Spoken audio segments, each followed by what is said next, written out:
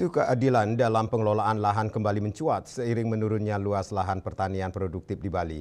Pemerintah menegaskan bahwa ukuran adil atau tidak adil harus dilihat dari kepentingan umum, terutama terkait keberlangsungan hidup masyarakat dan kelestarian lingkungan. Pemerintah menekankan bahwa mempertahankan persawahan di Bali bukan sekedar soal meningkatkan produksi sandang pangan, melainkan memastikan alam dan lingkungan tetap lestari. Data menunjukkan bahwa sekitar 600 hingga 700 hektar lahan pertanian di Bali hilang dalam beberapa tahun terakhir akibat alih fungsi lahan. Melihat kondisi tersebut, Kementerian Agraria dan Tata Ruang mengeluarkan instruksi agar Bali mengembalikan lahan-lahan pertanian yang hilang dan melakukan pencetakan sawah baru hingga 6.000 hektar. Instruksi ini diperkuat melalui Peraturan Presiden Nomor 12 Tahun 2025 yang mengatur pelestarian sawah produktif.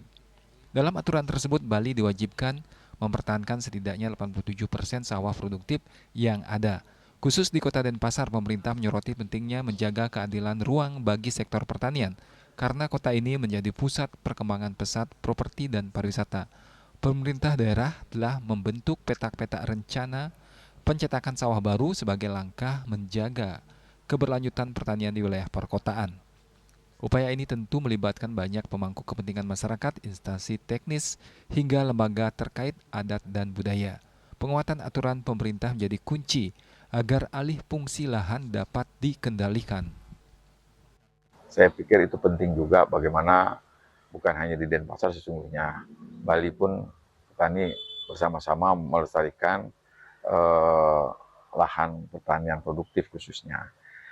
Tetapi di sisi lain juga petani menginginkan adanya bagaimana peran pemerintah di dalam meningkatkan nilai tambah selain pangan juga pendapatan. Nah, berarti bagaimana benih-benihnya, bagaimana pupuk-pupuknya, bagaimana jaminan-jaminan harga, kemudian bagaimana pemasarannya itu harus dikuatkan. Sehingga kalau elemen-elemen itu dibiarkan saja petani yang bergerak, tentunya itu akan menjadikan petani enggan untuk melestarikan. Tapi kalau bantuan-bantuan pemerintah dan pendampingan pemerintah dikuatkan dari segi bagaimana petani bisa mendapatkan benih yang baik dan benar, kemudian bagaimana petani dilindungi di dalam pemasarannya, ada asuransi petani bahwa kegagalan alam yang tidak diperkirakan itu juga dijamin, kemudian komoditasnya bisa dijual dan dibantu oleh pemerintah, kemudian fasilitas pertanian itu akan baik, sehingga petani akan ya sejahtera. Tentunya itu secara tidak langsung petani akan tidak disuruh pun tetap akan bisa meningkatkan kelestarian itu, seperti itu.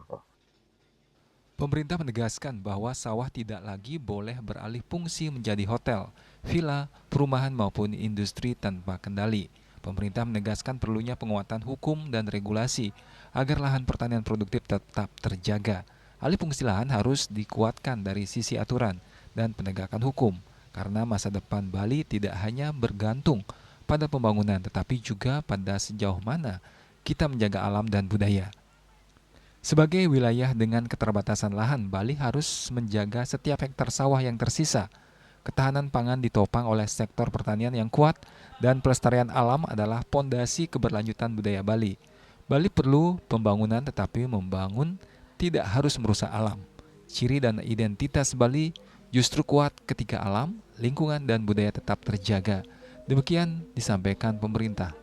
Dengan berbagai kebijakan yang sedang berjalan, Bali diharapkan mampu menjaga keseimbangan antara pembangunan dan pelestarian alam, memastikan ketahanan pangan tetap terjamin, dan menjaga warisan budaya agar dapat dinikmati generasi mendatang.